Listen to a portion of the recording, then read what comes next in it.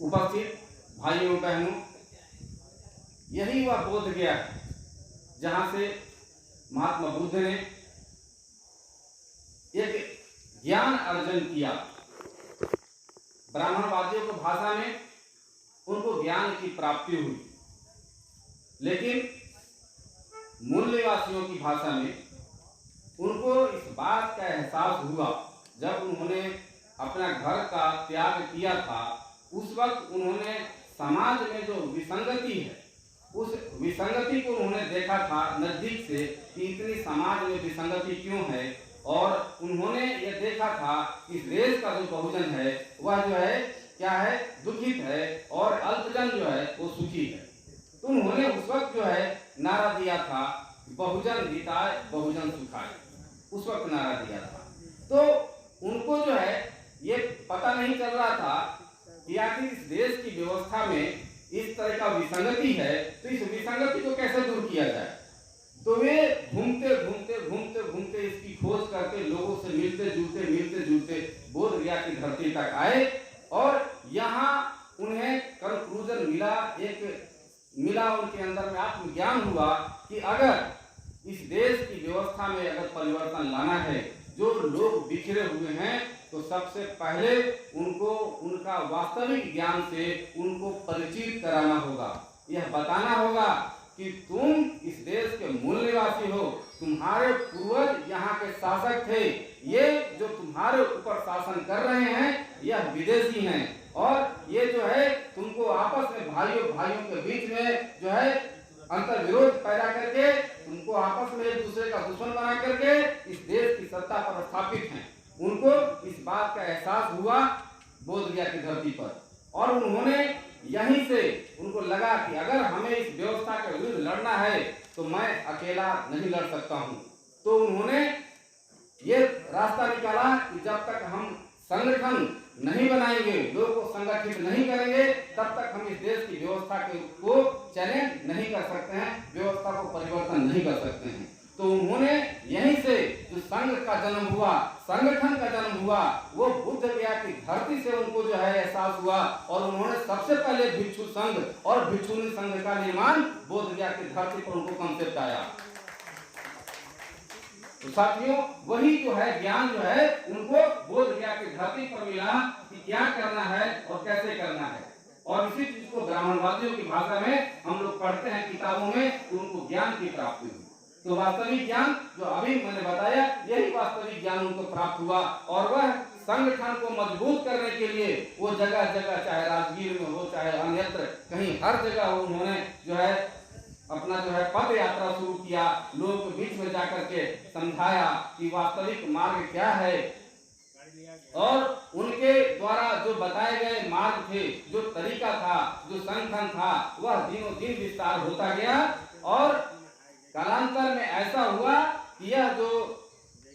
उनका जो संगठन था उसका विस्तार जो है भारत ही नहीं, भारत से बाहर के जो भूभाग हैं, 8, 10, 15 जो अलग अलग देश हैं, उन देशों तक पहुंचा। लेकिन जो सबसे बड़ा जो इतिहास है वह हमसे छुपाया गया। वह क्या इतिहास छुपाया गया कि गौतम बुद्ध जो है उनको बताया गया कि यह बौद्ध धर्म के जो है इन्होंने स्थापना कर लिया, और इन्होंने जो है बौद्ध धर्म नहीं था बल्कि बौद्ध धम्म था। वो एक पद्धति था कि कैसे हम अपने समाज को संगठित करें, कैसे हम अपने समाज को विकास के रास्ते पर ले जाएं। तो साथियों, ब्राह्मणवादियों ने यहाँ भी बहुत बड़ा घुसपैठ किया, और उन्होंने जो है अपनी काल्पनिक किताबों में यह लिखा कि इस देश में जो है हिंदू धर्म के अंतर्गत 10 अवतार होना है, और 10 अवतार में 8 अवतार हो चुका है, 9वां अवतार गौतम बुद्धा का अवतार है, और 10वां अवतार जो है वो कल्कि अवतार होने वाला है। और उन्होंने जो है कहा कि गौतम बुद्ध और कुछ नहीं है, वो विष्णु के ही अवतार हैं। ऐसा कह करके इनकी वाणी को, इनकी विचारधारा को मटिया मेट करने का प्रयास किया, और वह सिर्फ कहता है, अपनी किताबों में कहता है, हमारे लोगों को समझाता है, लेकिन आज तक किसी भी ब्राह्मणवादी के घर में गौतम बुद्ध का एक फोटो नहीं है, उनका एक बात नहीं है, कोई एक विचारधारा उनके अंदर नहीं है। ऐसा क्यों नहीं है? क्योंकि जो ब्राह्मणवादी विचारधारा है वह असमानता पर आधारित है। उसमें अगर कोई एक व्यक्ति है या किसी एक जाति का व्यक्ति है तो दूसरी जाति से या तो ऊंचा है या उससे नीचा है। अगर कोई एक वर्ण से बिलोंग करता है तो अगला वर्ण का जो लोग है वह इससे या तो उससे ऊंचा है या उससे नीचा है। यह जो है ब्राह्मणवादियों के द्वारा जो बनाई गई वर्ण व्यवस्था थी, जिसमें उन्होंने अपने आप को सर्वश्रेष्ठ घोषित कर रखा था, उसको चैलेंज किया गया था गौतम बुद्ध के द्वारा। उन्होंने गौतम बुद्ध की विचारधारा को समाप्त करने के लिए उनको जो है विष्णु का 9वां अवतार घोषित कर दिया। और साथियों, और 9वां अवतार के बाद